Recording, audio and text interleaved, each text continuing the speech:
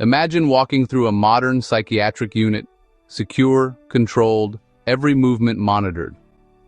Security cameras track every hallway, doors lock automatically, and staff are trained to intervene at the first sign of trouble. But decades ago, the philosophy was the opposite. Hospitals emphasized freedom and trust. In the 1960s and 70s, it wasn't uncommon to see patients wandering sunlit gardens, chatting on benches, or joining lively group sessions under the open sky. Some patients would stroll out the front doors, unsupervised, to buy a newspaper or visit a nearby cafe.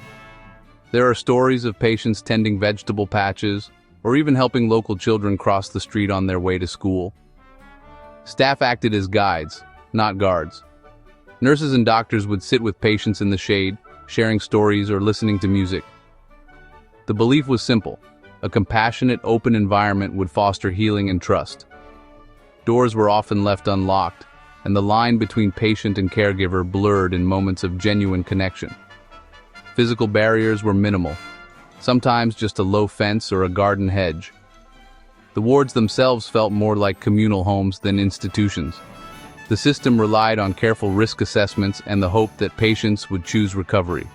Doctors would spend hours discussing each patient's progress, weighing the risks and rewards of freedom. For many, this approach worked.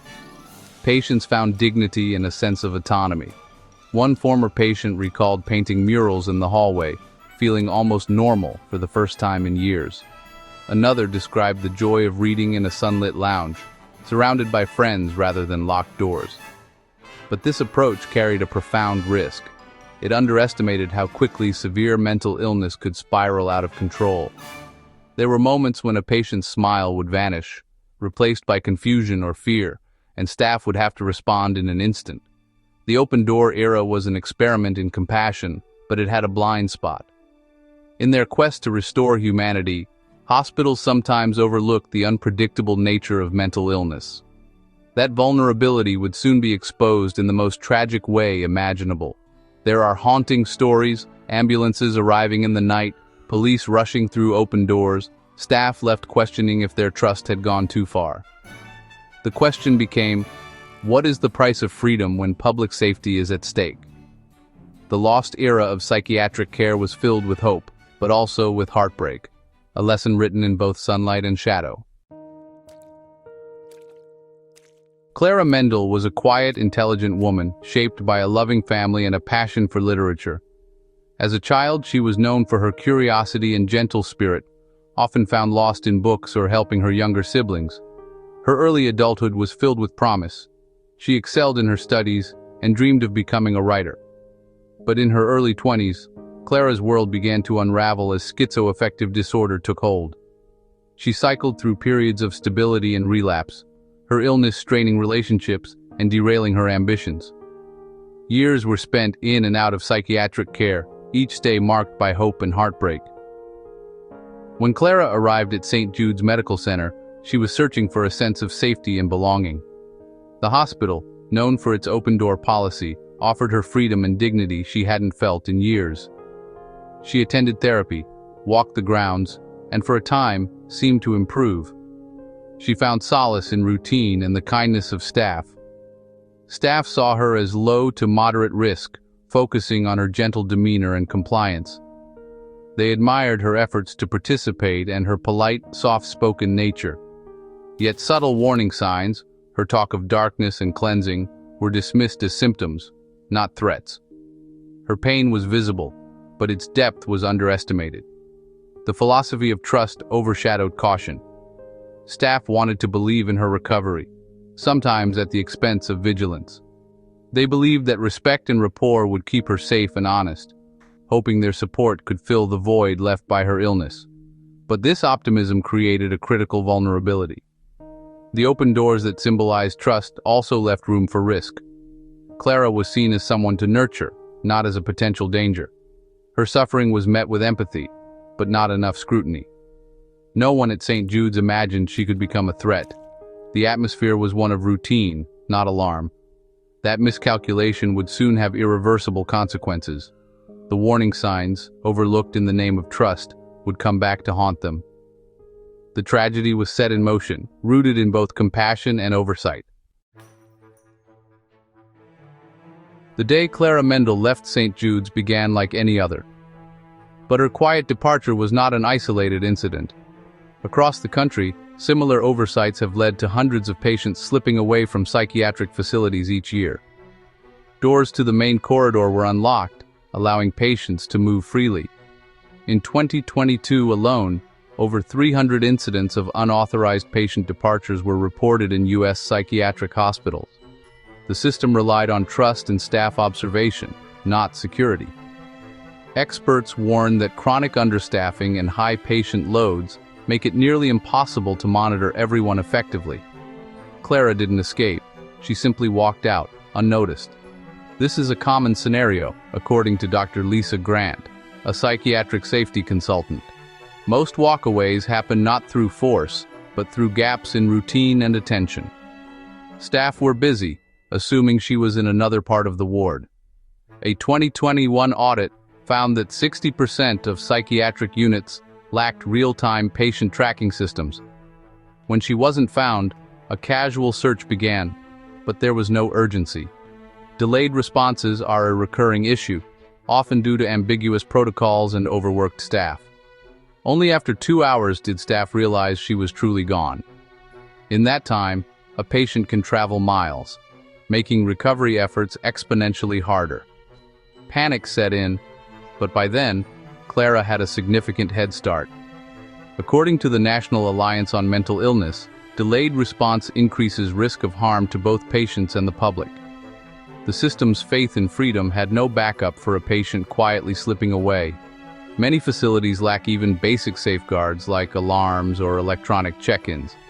There were no alarms, no checkpoints, no safeguards. Dr. Grant notes, "It's a system designed for trust, not for prevention." Clara vanished into the city, and the consequences of the system's oversight were about to unfold. In similar cases, patients have been lost for days, sometimes with tragic outcomes. The open-door policy's fatal flaw was now undeniable. Experts argue that reform is urgently needed to prevent future tragedies. A far more terrible chapter was about to begin, one that would force the system to confront its deepest vulnerabilities. After leaving St. Jude's, Clara wandered the city, her mind consumed by delusions. Inside the hospital, staff began to worry as her absence stretched into hours, their unease growing with every unanswered call. She bought a hammer and knives at a hardware store, just another customer to the cashier. Meanwhile, nurses retraced her steps, haunted by the thought that something was terribly wrong. Guided by her psychosis, she broke into a random home. Inside, a family was settling in for the night, unaware of the danger approaching. Inside, she committed a brutal act of violence against a mother and her 2 children. The horror was swift and senseless, leaving behind devastation that words could barely capture. The father returned to a scene of horror, his cries echoing through the night. Neighbors gathered, stunned and helpless, as sirens pierced the darkness. Police launched a manhunt, but no one connected the missing patient to the crime. At St. Jude's, staff were racked with guilt and fear, dreading the worst. The next day, Clara attacked a man in a park. Witnesses screamed, some frozen in terror, others rushing to intervene. This time, bystanders intervened and police arrested her. News of the arrest rippled through the hospital, patients and staff alike gripped by fear and disbelief.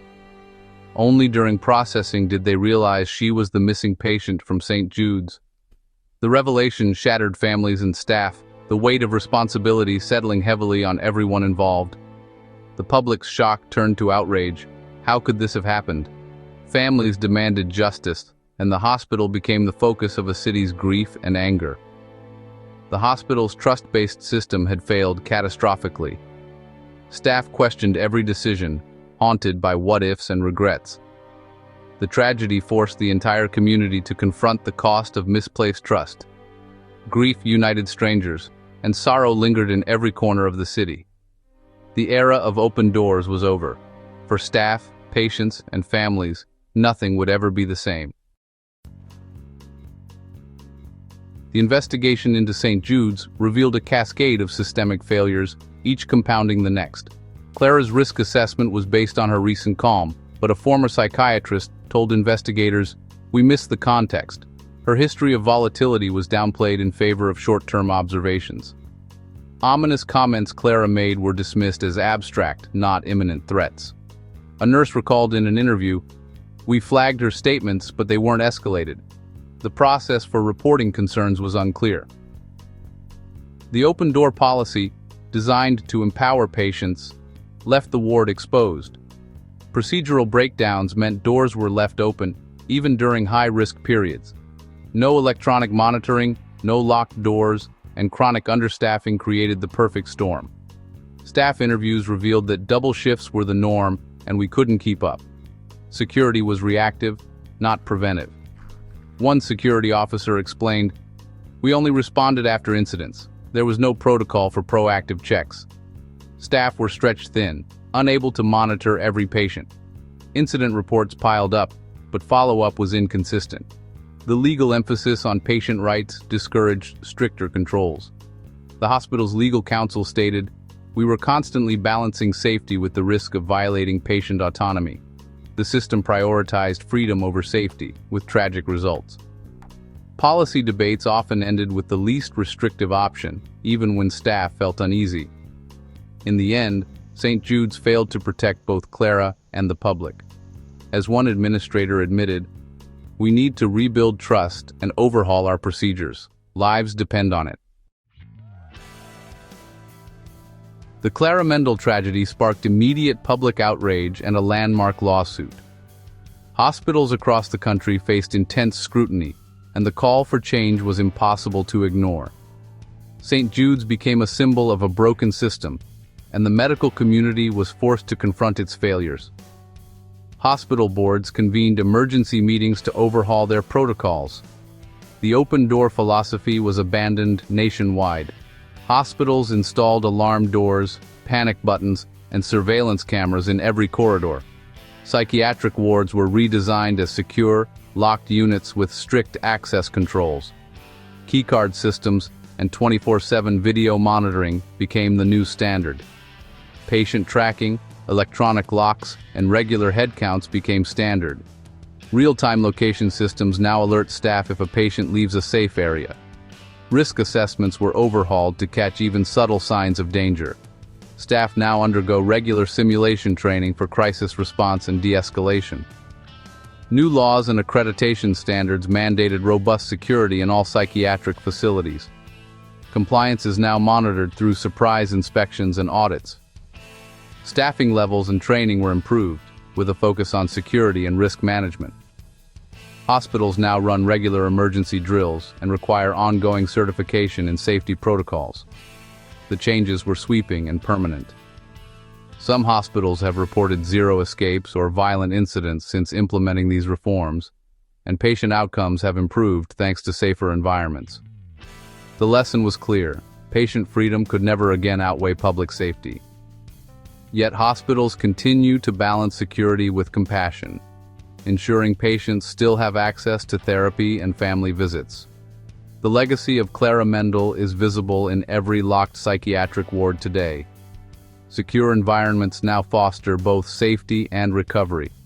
Hospitals learned that good intentions are not enough. Ongoing challenges remain: staff burnout, funding shortages, and the need for constant vigilance. Security became a non-negotiable part of care. The revolution in hospital security is ongoing, adapting to new threats and striving for the safest possible environment for everyone. Clara Mendel's story ignited a profound debate, one that still shapes psychiatric care today. At its core lies a philosophical tension. How do we weigh the right to personal freedom against the collective need for safety? Thinkers like John Stuart Mill argued that liberty should only be restricted to prevent harm to others. Yet, in psychiatric wards, the line between self-harm and public risk is often blurred. In the past, open-door policies fostered trust and dignity, but sometimes at the cost of tragic outcomes. The Mendel incident is just one example. Others, like the 1994 case in the UK, led to similar reforms after preventable harm. Experts warn that excessive security can erode therapeutic relationships. Dr. Lisa Chen, a leading psychiatrist, notes, "When patients feel imprisoned, recovery becomes harder. But without safeguards, we risk repeating history." Ethicists argue for a middle path, one that protects civil liberties while recognizing the duty to prevent harm. Laws and hospital policies now reflect this delicate balance, but the debate is far from settled. The answer, many say, lies in vigilance, individualized care, and protocols that adapt to each patient's needs, never a one-size-fits-all solution. Real-world failures remind us that systems can break down, and that every safeguard is a response to past tragedy. Every locked door is both a promise and a compromise, a pledge to prevent disaster, but also a challenge to preserve hope and autonomy. The challenge is ongoing, to uphold safety without losing sight of each patient's dignity, rights, and potential for recovery. The legacy of Clara Mendel endures in every decision made in modern mental health care, a constant reminder that freedom and safety must be held in careful balance.